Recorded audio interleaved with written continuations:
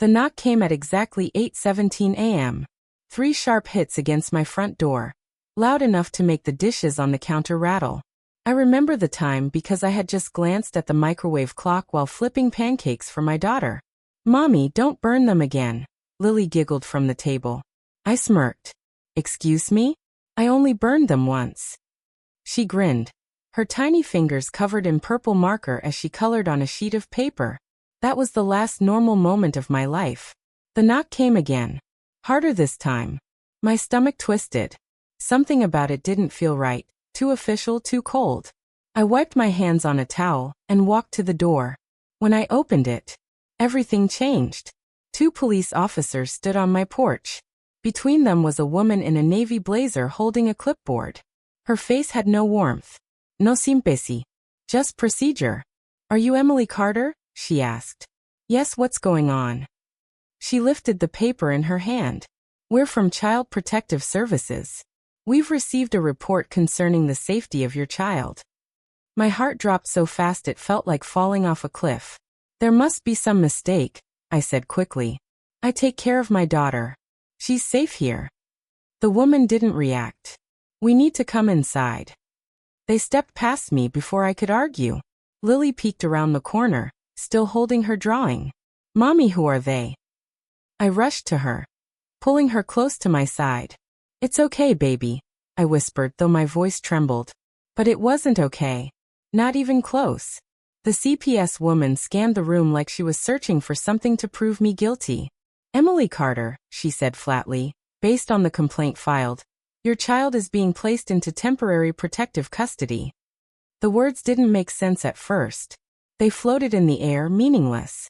Then they hit me all at once. They were taking my child. "No," I said. Then louder. "No." Lily clung to me instantly. "Mommy, what's happening?" Tears filled her eyes, confusion turning into fear. "You can't take her," I said, stepping back. "You don't understand, this is wrong." One officer moved closer. "Ma'am, please cooperate." "Cooperate?" My voice cracked. "You're kidnapping my daughter." Lily started crying. "Mommy, I don't want to go. Please don't let them take me." That sound, her crying, ripped straight through my chest. I held her tighter, but the officers gently pried her from my arms. Her fingers slipped from my shirt. "Mommy!" Her scream echoed through the house. That moment will haunt me for the rest of my life. I fell to my knees as they carried her outside, still crying, still reaching for me. Then the car door slammed, and just like that, she was gone. Silence filled the house. I wiped my tears and stood up. Because deep down, I knew this wasn't just revenge. This was war. And Margaret had made one fatal mistake. She thought I would stay quiet. She thought I would break. She thought I would lose. But she didn't know me. Not anymore. That night, I drove to the Child Services office.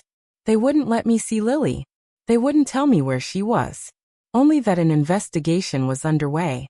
And that a medical report had declared me mentally unstable. Mentally unstable? I had never seen that doctor. Never spoken to anyone. So how did a medical report exist? Unless it was fake, forged, planted. That's when the truth began to form inside my head. This wasn't random. This wasn't legal. This was planned. And if Margaret had planned this, she must have paid someone to help her. A doctor. A caseworker. Maybe more. That night, sitting alone in my car under the flickering streetlight, I made a promise. Not to myself. To my daughter. "I'm coming for you, Lily," I whispered. "No matter what it takes." Because if Margaret thought she had taken my child, she had no idea what she had just started. And the next morning, I found the first piece of proof. A voicemail. Recorded accidentally. From Margaret. Laughing. And saying words that would destroy her perfect life. "Money fixes everything, even custody." That was when I realized I didn't just have a chance to get my daughter back. I had a chance to ruin them all. That voicemail changed everything. I replayed Margaret's voice again and again in my car, my fingers trembling around my phone. "Money fixes everything, even custody." Her laugh followed right after. Cold. Arrogant. certain she had already won. But she hadn't. Not yet. That single recording was the crack in her perfect plan. And I was about to break it wide open. The hunt for proof began. The next morning, I didn't cry. I didn't panic. I planned. If Margaret had bribed someone, there had to be a trail. Money always leaves footprints. So I started with the medical report. The one that labeled me mentally unstable. I drove straight to the clinic listed on the paperwork. The receptionist barely looked up. "I need to speak to Dr. Harris," I said, placing the report on the counter. She scanned the paper. "You don't have an appointment." "I don't need one," I replied. "I need answers." After 20 minutes of arguing, the doctor finally came out. Dr. Harris looked nervous the second he saw me. That was my first clue. "You signed this report," I said, sliding the paper toward him. "I've never met you before," he muttered. "Exactly. So how did you diagnose me?" Silence. Sweat formed on his forehead. That's when I placed my phone on the desk and hit play. Margaret's voice filled the room. "Money fixes everything, even custody." Dr. Harris froze. His face drained of color. And that's when I knew. He was guilty. "I want the truth," I said calmly. "Or this recording goes to the police." He swallowed hard. Then finally, he spoke. "She paid me," he whispered. My chest tightened. "How much?" $50,000. $50,000. That's what my child was worth to them. But he wasn't the only one. There was someone else, he added quickly. A CPS caseworker. She helped push the removal order. Now the pieces were falling into place. Not just corruption. A full conspiracy. Building the trap. Over the next 2 weeks, I gathered everything. Bank records. Emails. Call logs. Every dirty detail. Dr. Harris eventually agreed to testify after realizing he was already trapped. The CPS caseworker? She cracked even faster when investigators questioned her. Turns out Margaret had transferred money through a shell company, thinking it couldn't be traced. She was wrong. Money always leaves fingerprints. And soon, we had enough proof to take her to court. The courtroom showdown. The courtroom felt suffocating. Cold air. Hard benches. Too quiet. Margaret sat across the room, dressed in white like she was some kind of saint. Her lawyer whispered in her ear. She looked confident. Untouchable. Then her eyes met mine. And for the first time, I saw uncertainty flicker across her face. Because she didn't know what I had. Not yet. The judge entered. Everyone stood. "Case of Carter versus Collins," the clerk announced. My heart pounded so loud I could hear it in my ears. Margaret's lawyer spoke first. He painted me as unstable, emotional, unfit. Exactly what she had planned. But then, it was my lawyer's turn. And that's when everything changed. The moment her world collapsed. "Your Honor," my lawyer said calmly, "we would like to present new evidence." The courtroom grew silent. A screen was rolled forward. My hands shook as the recording began. Margaret's voice echoed across the room. "Money fixes everything, even custody." Gasps filled the courtroom. Margaret's face turned pale. Her lawyer stood suddenly. "Objection." But it was too late. Because then came the second recording. The one Dr. Harris had secretly saved. Margaret speaking directly to him. "Just write whatever diagnosis you need. I want that child removed." The room exploded into whispers. Margaret's composure shattered. "No, that's not," she stammered. But the damage was done.